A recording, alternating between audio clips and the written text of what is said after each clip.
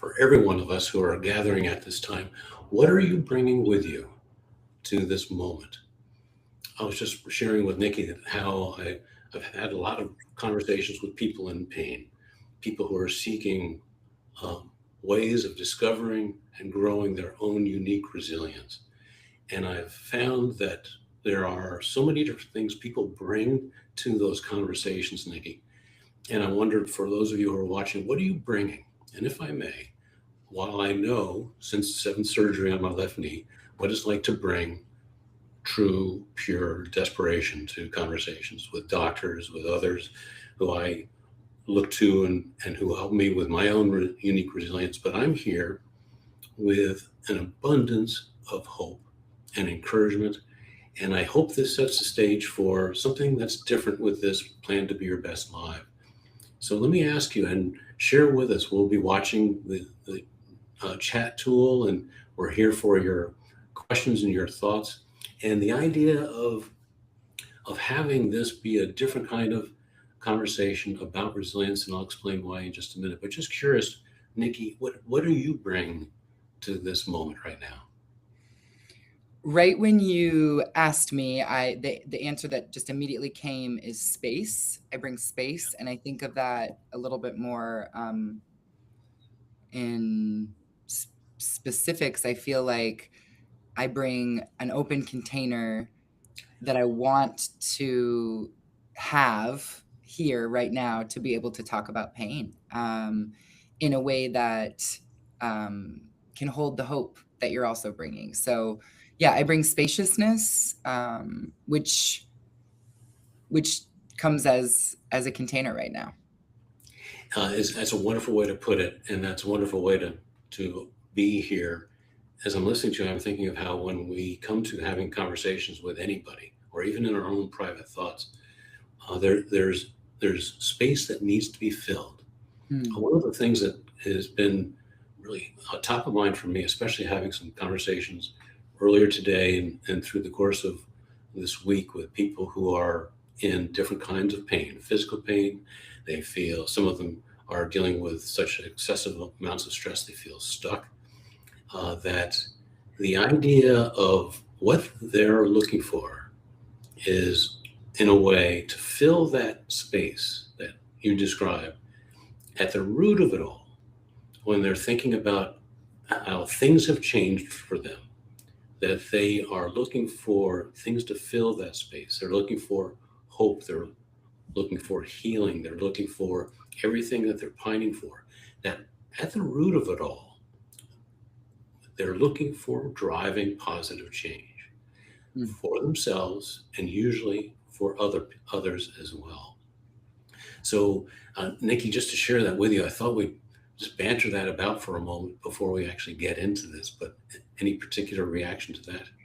Yeah, the pressure that I think that hope has, right?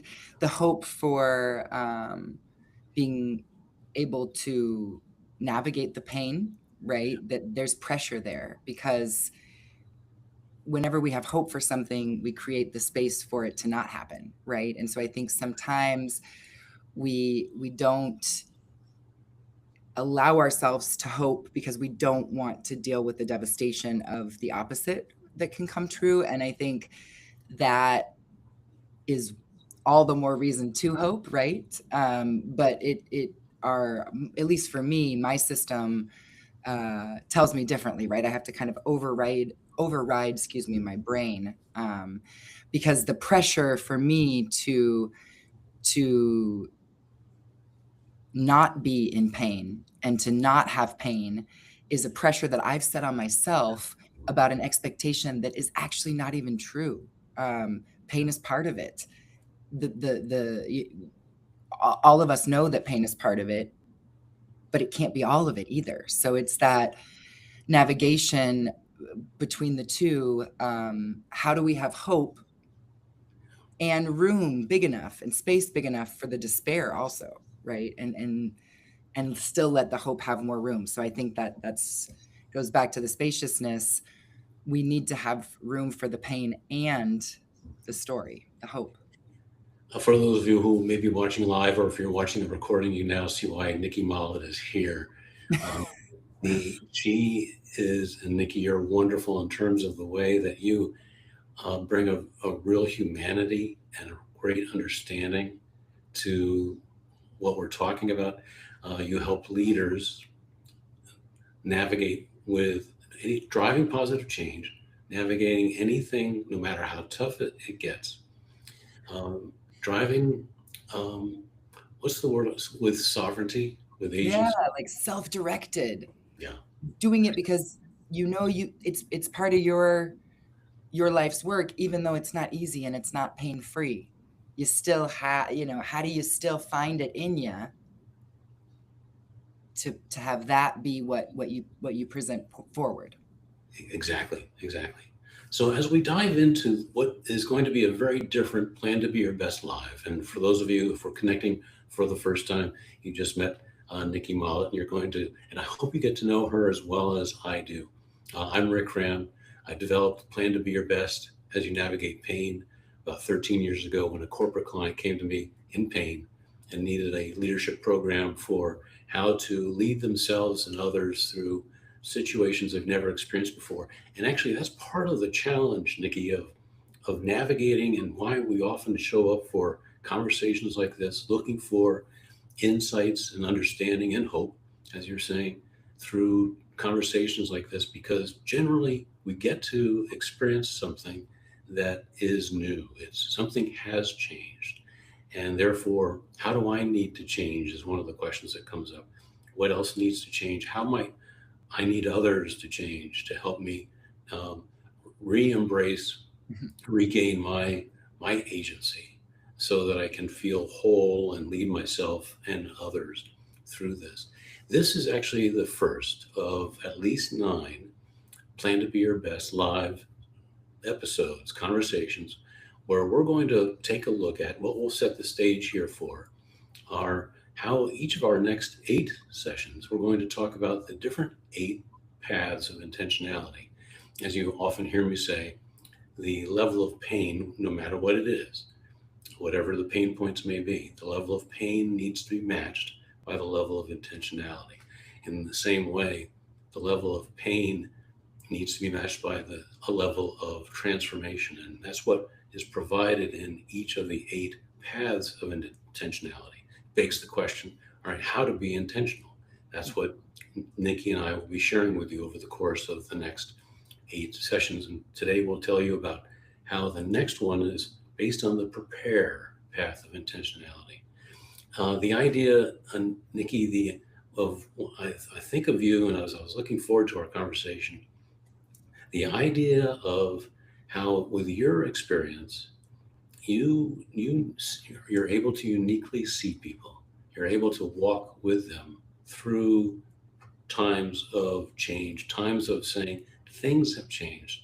What needs to change now? And there's a tremendous need today. Something you and I were just recently talking about: the weight of the world, the weight of things going on in our individual lives.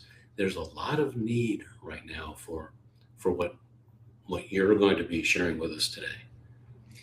Well, I couldn't agree more, and I also think that that's how that's the origin of us too, right? Like, I was in a cycle in my life where I needed to be able to talk with a thought partner like you, so that I could have a plan that was indeed, oh, sorry about that, that was indeed bigger than the pain, right? And I think that was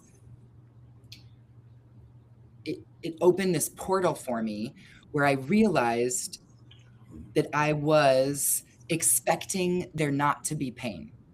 And when there was pain, I was collapsing. And so we met in that prepare phase. I see you, my friend. Thank you. Thank you. You Talk know, about expecting pain. The that whole idea of, that's one of the ways in which we're challenged with our expectations. We've got expectations. We think, all right, this is how I want it to go. This is how I yeah. need it to go, but it doesn't always. So how did you know when you were working with me, when we started to have our conversations, how did you know that I was ready to prepare, that I was ready to be on that prepared path? How did you know that I was ready to be part of this plan to be your success strategy? How did you know that about me? Because I saw in you the part of the essence of what it means to go to that well of that first path of intentionality, prepare, and know that sometimes we experience something, and we'll experience numerous things in life and in work where we have something happen, and while we arrive and think, I'm not prepared for this, that it's never too late to become able. I saw that both your life experience, everything that you've done professionally, was showing up in our conversations, that you've walked with other people, you've lived it, and you have a certain set of skills that basically can take that conflict. I'm not ready for this. I'm not prepared for this. But it's never too late to become able, and you know what that looks like. Yeah, and it was personally when you put that invitation out there. And actually, I know you answered my question. Before I comment, I'm going to ask you another question. Have you ever met a client that wasn't prepared?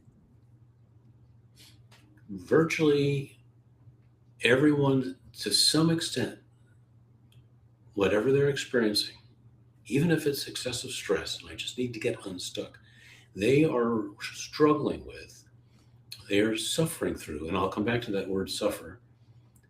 I use that intentionally because there's a degree to which they say, I'm not prepared for this. Uh, Whenever someone says, how do I get through this? How do I, It's a measurement. they ask those how questions. What do I do? How do I think through this? How do I feel with this? It's not just a singular dimension of my life that's wrapped up in this experience. There are many how questions. And one of them, they basically all resemble, they all reflect to some degree, I'm not prepared, Yeah. but I want to be, I need to be.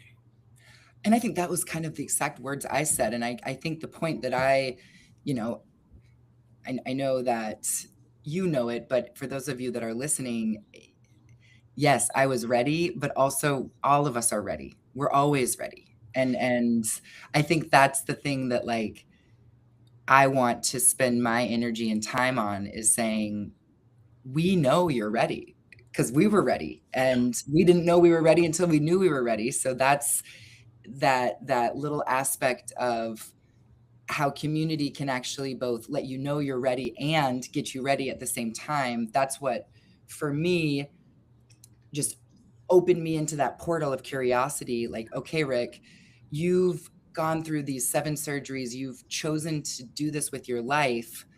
I want to not only be on this path, but I want to learn more about how we can accept whatever it is that we have sitting on our plates, whatever it is.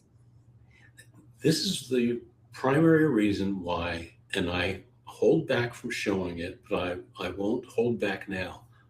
I am actually excited, fully excited for everyone who shows up to say, no matter how much pain they're in, Mm-hmm. and I know what daily agony feels like, that I'm excited for you, Nikki. I'm excited for everyone who comes with their pain, with their oh urgency, which I know full well, because Mm-hmm. of the innate abilities that you have, that I have, that everyone's got, the ability to bring that curiosity and turn that curiosity into discoveries, the kinds of discoveries that start to provide energy, provide numerous ways forward. Everyone's got that. There are these innate abilities we've got to, including the ability to look, to plan, to have a desire to be our best, to use neuroplasticity and realize I've got a certain amount of resilience right where I'm at now. It may feel like it's running on empty. That's simply because it's a matter of exhaustion, but it's there. But it can be strengthened in your own unique way, based on your own unique resilience. I get excited about that. Some people aren't necessarily ready to hear that because of how much pain they're carrying. But that's one of the things that you shared with me, your curiosity, in wonderful ways, the very first conversation that we had last summer. And you continue to show up with that. And for those of you watching, I invite you to turn on your curiosity, ask questions. You're going to find in your own unique way your answers. Your answers are going to be the best ones for you from the things that Nicki and I will be sharing with you, questions that we'll be asking ourselves and asking of you. But Nicki, that's that curiosity that runs strong through you. Well, and I think that there's space again, or there's an invitation to be curious, right? Because you don't plan to be your best is not a methodology that fits into a tiny box. Plan to be your best is the development of tools that one can use to make choices for their own life, right? And so it's not something that is only for one type of person or only one type of brain or only one type of experience or even one industry. You work with people who you've worked with all sorts of people, and you have a very big professional background, and you work with people who are feeling physical pain in the moment. A lot of my clients, although I would say in the teaching world, a lot of adolescents are feeling pain in the moment, and they're struggling. And the adults that I work with who are going through different changes are also feeling suffering, but or expressing suffering, but in a way that's not attached to a physical pain. So it's been really, really compatible to see the universality or the universalness, the one size fits all. It doesn't take away a person's sovereignty or a person's way of doing things, but it encourages that personal curiosity that then turns into actionable plans and steps and ways to digest pain when it's here, because it's not going away, unfortunately. Right. Unfortunately. Right. Exactly. The idea, I like your reference to, and the use of the word the way. A Yeah. lot of people will ask, how do I do this? And the way is going to be their way. You're the best way for you to navigate any challenge in life. The best way for me is in your own unique way, in my own unique way. And what the 8 Paths of Intentionality help to do is take you on a journey, sort of like create bridges through the journey that you're on, and find your way in different ways, how to be intentional, how to, well, why don't we briefly go through, just touch on what each one of those 8 paths of intentionality are, because this is actually going to be the agenda, if you will, for the next 8 months. There's the prepare, and there's prepare, which is like we were just talking about, the idea of showing up. I feel like I'm not prepared for this, but realizing it's never too late to become able. And the place to begin to prepare for the rest of the journey forward is to re-anchor in your identity. You've just made a point of how when people are disrupted, their lives, their work is disrupted, teams can be disrupted. I've worked with companies where there's so much disruption that from the top management on down, from the board on down, they don't know who they are anymore. I've worked with boards of hospitals, of smaller nonprofits, where the disruption is so much they say we don't know who we are anymore, and there's no clarity in what they're communicating. So that's what prepare is all about. Then the next one is listen. The listen path of intentionality is it's not just about listening for listening's sake, but listening like you've never listened before, to the internal conversation, the external conversations, listening to gain a depth of understanding they've never had before. That's one of the wonderful things that we're watching you be the superb listener that you are, Nikki. Well, I think, and the listening then allows you to stay in the moment, right? Because if you're listening, then you're in there, you're with it, you're listening to how your body's responding. I think that listening piece, to me, kind of is my check mark. Like, am I really listening to what's going on, including those dialogues that are incredibly harsh? And we can talk about that too, but listening is an excellent point. So we go through prepare, we go through listening. I feel like that's clear. What's the next step, Rick? Accept. And it's not just about accepting reality. We do need to define reality. We need to understand it, but it's also about accepting what's possible. About that we're here in this moment. Here's who I am. Here's what I'm dealing with. Here's who you are in your moment, for those of you who are watching. But accept that there is forward. There's forward for you. There's forward for how you can actually grow through this for yourself and for those you care about. Even if you just model the way your resilience grows. Accepting how, especially when it comes to teams, a lot of them will come together. They've got their own opinions, their own perspectives, and they want everyone else to get on board, when what they truly need to do is work together to get on board with a shared set of perspectives. So that's the accept one. And that, again, I just keep thinking with accept too, that the ability to accept ourselves as we are will also just allow for us to be able to accept this. So it's such a accept what's happening in our reality. So I think it's such a human skill that's hard. It's not easy. Oh, it's not easy, especially when we have those expectations. I promise to refer back to that word suffer.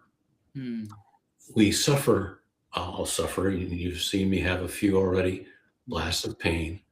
But there's another aspect of just dealing with the pain of it. The other definition of the word suffer is to allow. And I'll share with you, Nikki. Well, for every several months, I experience a shift in the pattern of pain, both how it happens, when it happens. And now in the past 6 years since the seventh surgery, I've probably have seen well over a dozen significant shifts. And one of the positive shifts that I've seen lately is that there's more calm, but then when the pain strikes, it's more intense. But it's almost as if I'm letting it go through me more than I ever have before. It's not taking the same mental or emotional toll. You're allowing it. I'm allowing it. That's the other side. That's the preferable side of suffer. And in effect, so we've talked about prepare, talked about listen, accept. The next path of intentionality, this is a great setup for it, is now. How to be not only in the moment now. If pain strikes and stress is overwhelming now, so is resilience. It happens in the now. We are at our best in the now when it's actually in action. It's how do you show up, Nikki, in the now, in the moment, when you feel overwhelmed? Great question. And I think it's something that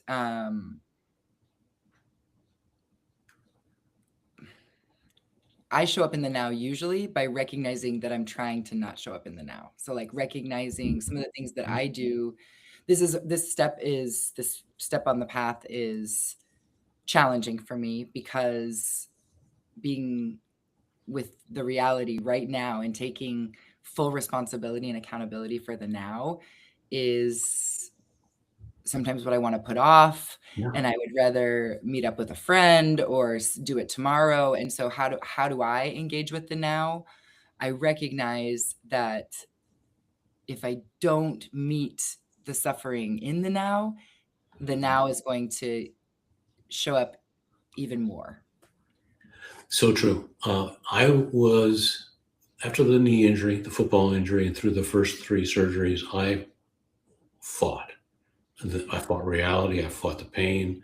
And in the now, I showed up as a fighter, and I wasted I created more pain. I ended up wasting so much energy, and it was through surgeries 4, 5, and 6 that I really learned how to practice how to embrace the now in a way so that I was using my energy more wisely, creating energy, preserving energy more carefully.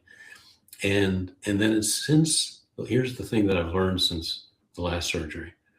With the knee in a state of trauma, now is when I can actually show up, not fighting, but actually as a planner in my own unique way. And just about planning. Everyone plans in their own way. Planning is simply thinking about your options and making a choice. And Right. the idea of that sometimes And that all can I happen in can, your brain. what's that? And that can just be a mental step that happens. It doesn't have to be a Totally, totally. paper. Yeah. Let's come back to the 3 steps of resilience, which happens in the now. There was a time when I went to see my doctor, and I got for the first time in my life, surgery was no longer an option. And uh, I was talking about being desperate. When my doctor said that there's nothing I can do for you, it was the very first time I ever heard that. The next thing I did when I got home, after tears, after feeling like this panic, and I don't know what to do next myself, I actually opened up my Plan to Be Your Best book, my document, and I started thinking about, all right, what do I have control over? What choices do I have? And in the course of doing that, I experienced 2 things. Um, I hold stress and tension in my shoulders and my throat and my voice. My shoulders relaxed down. I started breathing in a relaxed way. The tension completely evaporated when I was spending time in the now doing 2 things. One, taking agency, but also for a future moment. There's a way in which one of the things that we can practice, and we'll do this, especially when we talk about the now path of intentionality, being so intentional so that when we can experience the way that the now and the planning can transcend time, it is so calming, it is so reassuring, and it is so empowering. Energy takes place. And so, speaking of the 3 steps of resilience, I'll say it again, pain happens in the moment, but in this now, I tune in, think about what I'm experiencing, what do I need? And what I need is actually to stay focused on you, Nikki. So I know that I'm practiced at this every day.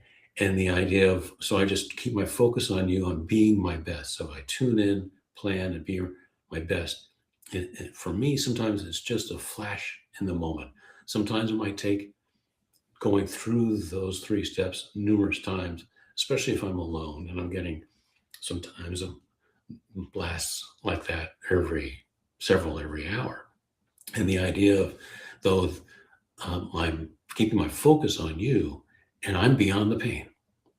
I'm beyond the pain. So that's part of what can happen. And it's something to practice I through. love the word practice too, because that's just there's no way you can do it wrong then. Right, right. Thank you for that. I've never thought of it quite that way. There's no way you can do it wrong. There's, on one hand, there's no perfection in this, but there's no wrong way. Yeah. Thank you And for I that. think that's the essence of acceptance too, right? You accept that you're there and yeah, Right. interesting. There- there- So how do you like all of these steps to me, all these paths, excuse me, and I know there's lots of different steps on the paths, but all of these paths seem bold. And it seems bold because of the fact that it does something to our neuroplasticity, to the way our brain is wired. And the boldness, in my opinion, is because it actually it dares to rewire the system. What do you understand about bold? How do you talk about this path for yourself? this is one of my favorite, and I just heard an echo. Am I echoing on your end? No. Okay, right. The bold is one of my favorite paths of intentionality. It's the next one after now, and it's all about assertiveness. It's not loud. It's not bold where it's loud and disruptive, but it's right in the path, right in the middle between the two extremes. One is passive, where you're inactive, you're holding back, and the other is aggressiveness, where you are loud, you're actually fighting. In fact, this is the communications guy in me, and the word nerd that I am. Um, Passive and aggressive entered the English language at about the same time. I believe it was in the mid 1500s. Wow. And passive meant to hold back even to the point of suffering. There's the passion of that's why there's the passion of the Christ, that term. The word aggressive literally back then meant to start a fight. But right in the middle is assertiveness, where based on respecting your agency, respecting your needs, respecting, and actually that's something we can come back to, thinking about that whole question, what do you need? The idea of then respecting your ability and the need to take action to follow through. And so this is part during the course of the 8 paths of intentionality. When we pause and think about where we are in terms of the combination of two things: wisdom, because there's wisdom that's gained in each and every one of these. The wisdom comes, we talked about discoveries. There are discoveries through the process. This is all about process. And then there's also courage that is gained through these. If pain, for example, can hijack our focus, sap our energy, and frustrate our hope, then how do we win back that focus and find new ways of creating energy for moving forward with hope? By the time we're at bold, we are at a point when we're able to reflect on where we're at and look at the wisdom and the courage that's been gained. Each one of those steps is each one of the paths is a building, and they build on each other in creating a new pattern of winning back focus and creating new energy for moving forward. Yeah, that's I love that description, and I love the way it's bold, because it's bold and daring, might I add, to try and create neural pathways that are different than the ones that have been there forever, right? There is suffering that goes on with that. There's an energy exchange, and yet it by doing it, being bold and going through and recognizing the wisdom despite the pain, that sets a new course. So you definitely feel like bold is the right word for this path. It's as if in bold, you're at a point where you're seeing, I'm not stuck and I don't need to stay stuck. I know how to tap into the assertiveness in me to every time I feel stuck, because these will happen over and over again. Mhm. And I will become unstuck. There was one particular company that I did a Plan to Be Your Best program for, and it was a bank, one of the top banks in the Northeast, and their top 50 managers were there feeling very stuck. They were dealing with change exhaustion, and one of the symptoms, there are numerous symptoms of change exhaustion, and it's probably fair to say over half of the professionals in the US are experiencing change exhaustion in one form or another. It affects the way we communicate. It affects the way we are, how productive we are. It affects teamwork. It affects leadership. And it also affects your own internal conversation. Mm. One particular manager raised his hand in the afternoon part of the session and said, Rick, this is all well and good. I'll plan to be your best, but I'm too busy to plan. And that's right there a number of symptoms of what it means to be stuck. And one of the reasons why the bold path of intentionality exists, because if any one of us might be too busy, or let's say excessively busy, some kind of assertive intentionality needs to be applied there. And it's on one hand we see that stuckness and realize that we need to do something about it. Yeah, I love that example. I love that example. The next path I feel is something that is a skill set that you and I both have, and it's something that I struggle with, or not I struggle, I'm in constant practice, because I don't, I think when I'm practicing I'm doing well, but I'm in constant practice with doing it for myself. I can do it for others, this pathway, but for myself it's a little bit more challenging. So I'd love to hear what you have to say about the pathway of encourage. You are one of the most encouraging people that I know. And and isn't it true that we're Thank you. often quick to be more encouraging to others than we are to ourselves? And I think I tell on myself the fact that I am so externally, encouraging. Clearly I'm overcompensating for something. I'm just curious, how through the course of this week, how might you have, reflecting on it, encouraged someone else, and how did you encourage yourself? So I encouraged one of my clients to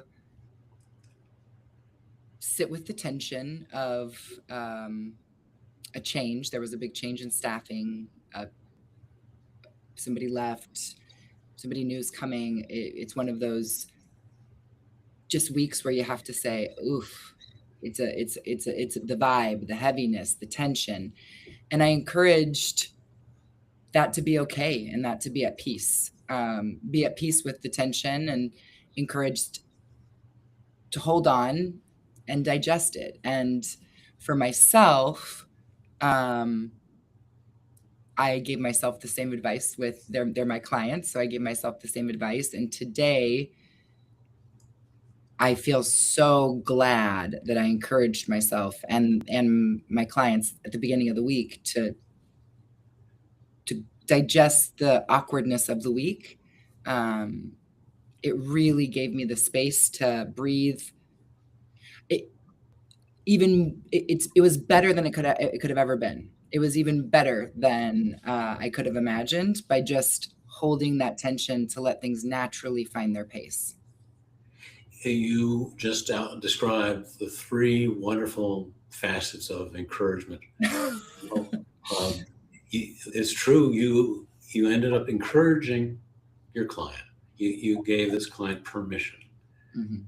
and to give time and space to what's going on. You encouraged yourself, but you also felt the lift Mm. and the something to be celebrated, something to say, yeah, that was good. That lifted me up to encourage my client. It flowed right back to you. And Instantaneously. yeah, yeah, yeah. I mean, I So think that's also with the encourage, I remember you and I were working where I was suffering some heartache, and we just got into it, and you just encouraged me to do it now and not wait, and get down what I needed to and do what I needed to. And it was real encouragement. I think connects on a soul level, because it just sparked my pilot light inside even more so, to say, hey, you got this, do it, even though it's hard and painful and all that. It's not a uh, problem. oh, that's very good. And talk about the power of words. We can think of things as a problem, or as Diana Fritz shared with me uh, in the podcast conversation, worth watching.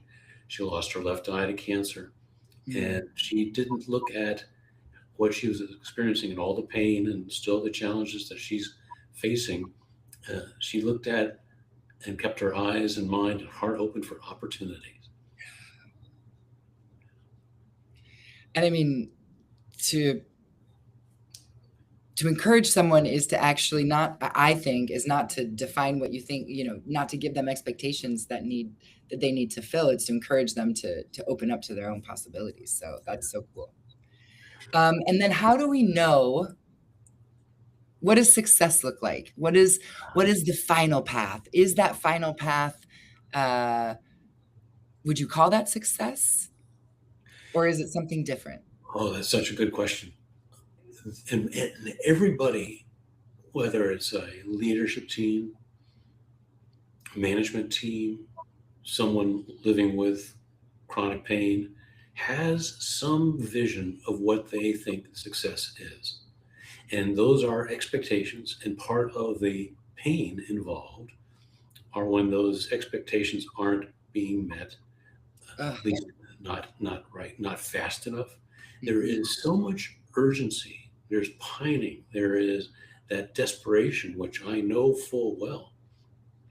To be talking to doctors that I never thought I'd talk to about options I never thought would enter into in my mind, telling them I'm desperate for relief. It's been 6 years of daily agony. So it begs the question, how do we take that urgency out? How do we take that desperation out? And a lot of it comes down to, as part of the process, looking at, because that's a very important question, looking at what does success look like to you and trading that. You know, we'll talk about reframing in a minute, but this is one where we talk about, let's reframe what success looks like, at least for now, Mm. as in terms of we've got a certain goal, sure, Mhm. there's nothing wrong with that. But what if we think about process oriented goals? Yeah. It's Yeah. how we go through that. Yeah. Awesome. So is the path, like, why did you choose the name Triumph for the final path? Yeah. Well, for a couple of reasons. I think that it's so important to look at where in our journey we are. We've got things to celebrate. Are victorious. We are triumphant. Um, in history, the the the Romans that would come back from, or any particular group that came back from a victory would march in triumph. And I like the visual that those of us, the greater the level of pain, the more I like to embrace and encourage the idea, let's stand and march in triumph in our resilience. Now, I just lost Nikki, and I'm sure she'll be back in just a moment, but let me share that with you. What would it look like for you in your journey of resilience in your journey of pain? It's a journey of resilience to think in terms of, I'm going to stand, I'm going to march victoriously in triumph, even in the smallest things to celebrate, whether it's a moment where you caught your breath and were able to move on. What if you stood visually and walked that triumphant march? Let me see what I can do to be ready for Nikki to come back in. One of the things that I'll also just take this chance to say, there's one more path of intentionality, and that is to serve. When it comes to serving, there's, just like with encouragement, there's energy that comes from, and it flows right back to us when we encourage others. To think in terms of being in service to others. And we can do that in a number of ways, where it also not only is taking your resilience, your walk with it, your triumphant march with it, and modeling it for others. You're extending it out to a great extent, the plan to be your best framework. And when you walk through it, it's generative. What you're gaining from it, it's actually, you're able to model for others, show, and even extend a new level of curiosity, grace. If you think about the different paths of intentionality, there's the listen one, there's the encourage one, there's the bold one. You're able to actually show others how to be a listener like never before, how to encourage like never before, how to be assertive in such positive, wonderful ways that it actually draws like a magnet others to say, I see you being that good of a listener, that bold. that service oriented, that encourager. And here comes Nicki. Let me bring her back. That was very odd. I don't know what happened there. It must have been a little quirk, or a connectivity. Well, welcome back. Yeah, my internet must. That's Thank all right. you. It's full connectivity, so I don't know why it decided to Yeah. kick me out, but it's It good might to be work. here again. Good to have you back. You're frozen on my end, and it's not just your connectivity or mine, but it can very well be the platform's connectivity and having an issue. Okay, You're perfect. you're frozen. Do you see me? Am I streaming through? Okay. You're good, yeah, and then when we were talking before, you were good, but I could tell that I'm frozen. But Oh, okay. Yeah. So yes, and let's go back. yes, let's go back. Well, what I was sharing, I see we were talking about. Let's do this. We talked about bold. We talked about encourage. We were talking about triumph. There's also the serve path of We intentionality. forgot to talk about serve. That's all right. That's right. This is one of the beauties about, well, when we work with a group, we will be deliberate about going through in order the eight paths of intentionality. There is a natural thread and they build on each other, but each of them truly are worth going back to in any particular order. Working one on one, we can jump around from one to the other. Um, think of each of the paths of intentionality of a well. Going back to each one is a well to go back to and refresh, gain new wisdom, gain new insights, new discoveries. And in this way, the whole plan to be your best approach, especially when working with someone like Nicki and myself, it grows with you because of your ability and what evolves from going back to each of the paths. Sometimes the need to go back to the now path of intentionality rises up because of a new need, or maybe it's a need that is just for the day, or maybe it's for what a team needs to take a look at. So the order makes sense for a plan to be your best program, whether it's a special retreat or a 1 or 2 or 3 day conference. It makes sense to go through them and then look at the opportunities and the needs to go Right, back. because they build off each other. Yeah. And I think it's nice that they build off each other, and also learning the paths, I think, in order for me helps to kind of keep track of the new steps that I'm learning. So, the path of serve being something that requires, its own stopping point, its own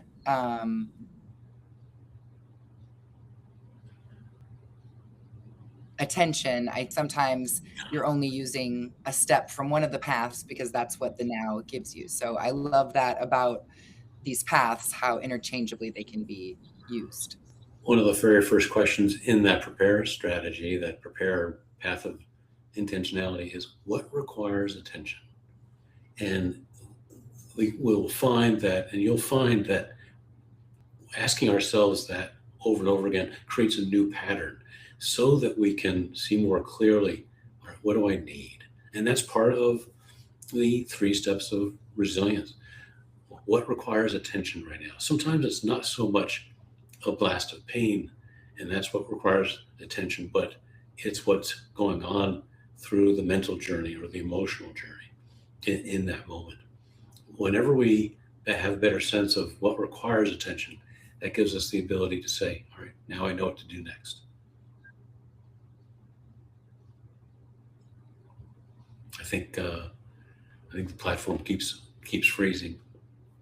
So as Nicki pointed out, there's the bold path of intentionality, then there's encourage, then there's serve. We talked about the idea of, and have you ever noticed that when you have discovered a new purpose in life, the energy that comes from that, this clarity, how to not just gain energy from that, but how to use your energy, what's unique about you that you can give in service to others. That serve path of intentionality is perhaps one of the most significant parts of the way that Plan to Be Your Best is generative. It's not just about your resilience for you, but there are so many rewards. There is a triumph to saying, I now know how my resilience is good for others, which in effect creates over and over again more and more energy. And so let me also ask you regarding the triumph path of intentionality. In what ways are you seeing such goodness in your own unique resilience that you deserve to pat yourself on the back more? That you do say, you know what, I'm doing this. I do realize that my best is greater than the pain. In what ways can you say that, you know what, I've got to celebrate this? And one of the reasons why it's so good to do that is because it creates a positive emotional imprint. When you think about what you're doing that is so resilient and you celebrate it, it creates a positive emotional imprint that makes it all the more likely, all the more able to actually repeat that over and over again. It's one of the ways that neuroplasticity works. It's the way our minds and our hearts and our souls work to celebrate that goodness. The more you celebrate it, the more you're going to be able to do it over and over again. To the point that even, for example, if I may, I'll be very honest with you, because of the daily pain that I experience, I'm in the pit to some extent. Sometimes it's just a toe or two. And sometimes I'm sitting in the pit. And yet, because of the repetition, the way I use the Plan to Be Your Best goodness, especially that all the celebrating that I've done in the past of knowing I can get out of the pit, there's a certain confidence that I can take. I will feel what it's like to be in the pit, the depression, the tears, the desperation. But I do know that eventually I'm going to be back out of the pit. And to a great extent, I know that one of the best ways for me to do that is to not do it alone. This is one of the parts that when Nicki comes back, the idea of what we're doing here. You're here. I know that you're watching and listening. We're having a conversation. And then the more personal it gets, the more when we actually do talk. And I invite you to just schedule time with me. Let's talk. When we do things together, do this work, there's resilience grows through conversation. So let's have some conversations. Create conversations with the people at work, people in your life, friends and family. Talk about some of these needs. They're real. And it's through that community that you find that there's a building of confidence. You're not alone. You're not meant to go through anything alone. I find that I'm able to come out of the pit much faster, sometimes rapidly, sometimes immediately, because it's something that happens in community. The conversation about resilience means you focus on resilience, and that means you experience resilience. There are times when we've had conversations on such a wide range of topics, including contentment. There was one that really stood out where there was a group of 6 of us spending about an hour talking about contentment.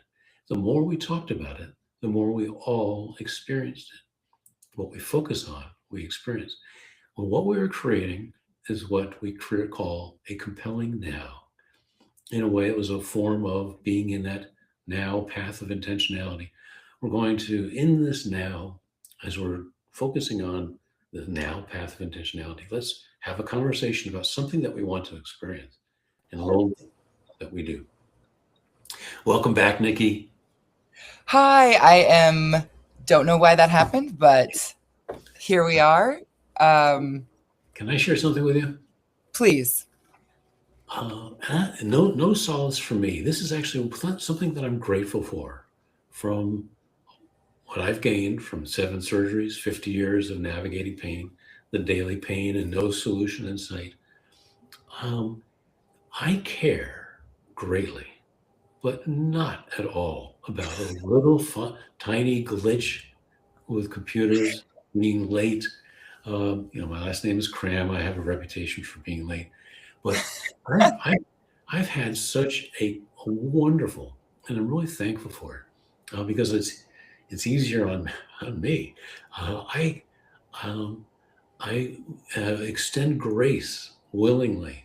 It means there's no issue when it comes to getting dropped off like this. By the way, I meant to tell you I'm never talking to you again. But uh, when, Well, I think that there is. I have a feeling that if we keep following the pathways, we're going to be able to find our way into this friendship, even with this technical glitch. But I think that my neighborhood might be doing some internet changing things right now, and it probably will go off again. So I wanted to make sure that I could just tell you how excited I am about our next one, and how excited I am to also be thinking about what prepare means for me. And I'm going to go ahead and jump off because I just got word that there is actually going to be a cut. So I am just going to give my best, and we will talk in our next session. And thank you so much for having me on. And I'm excited to work with you and with a community of people who want to plan to be their best and get to plan to be their best. you're the best, Nikki. They need you. We all need each other. Thank you. I'm glad on this Friday you've got a neighborhood a gig of sorts to enjoy. Yeah, apparently there is. We'll find out what's going on in the neighborhood with the internet, and see how we're going to plan to solve the next problem with that. But Very thank you good. for your time, your energy, and I look forward to planning. February is going to be about the prepare path of intentionality. Looking forward to it, Nikki. Thank All you so right. much. Thank Bye. you. Bye now. So I'll wrap up by saying again, thank you, Nikki, so much. And she mentioned that word which we were just talking about, and it's what we'll build on it when it comes to the next conversation for the prepare path of intentionality. And you'll see community continue to build as we go through each next path through the course of the next 8 months. Community for plan to be your best, for your resilience to be in everything you put into it, for it to be generative, meaning it's going to generate goodness for you, but it's going to be paying it forward. You're going to be sharing with it. I can't underestimate, I can't say strongly enough how significant that's going to be to your journey. How it looks, that's going to be up to you. But I can guarantee you this: in the course of dealing with an awful lot of stress, everything that you're navigating, it's probably one of the most triumphant facets of the journey, even with all the pain, the journey of growing your resilience, growing a depth of character you've never known, that what goes hand in hand with that and magnifies everything that you put into that.